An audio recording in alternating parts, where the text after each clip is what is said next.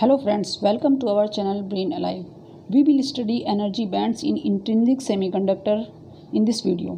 To know the concept clearly, it is required to know what is the crystalline structure of semiconductor.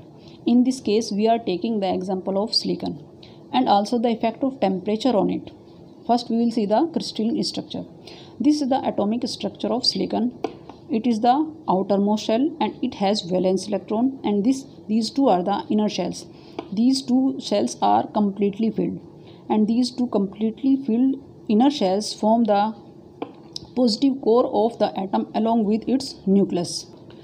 In this diagram, this is the positive core and this is the outermost shell in which there are 4 valence electrons. When two atoms come close to each other, the positive shells, these positive cores attract the valence electrons of each other. So they share their electrons and form a covalent bond. The bond formed by sharing of the electrons is known as covalent bond, and this is the crystalline structure of pure or intrinsic semiconductor. One atom of silicon forms 4 covalent bonds with its neighboring 4 atoms. Now we will see the effect of temperature on silicon semiconductor. At very low temperature, say 0 degree Kelvin, it behaves perfectly as an insulator because of strong covalent bond. These are the covalent bond because no electron has enough energy to break its covalent bond. So there is no electron, there is no free electrons that is moving in the crystal. So the energy band diagram of this is like this. This line shows the inner shells. This is valence band and this is conduction band.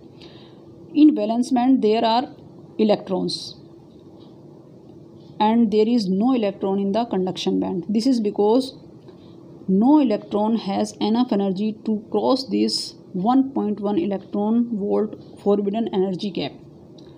So at very low temperature there is no electron in the conduction band, and because there is no electron in the conduction band, it behaves perfectly as an insulator at very low temperature.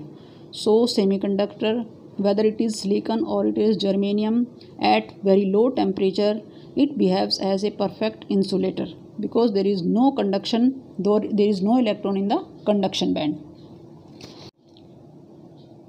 Now we will see the effect at room temperature. At room temperature, some of the electrons gain enough energy and they leave their covalent bond.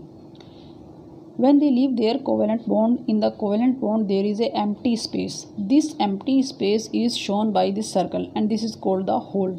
This hole has positive charge and the electron has negative charge.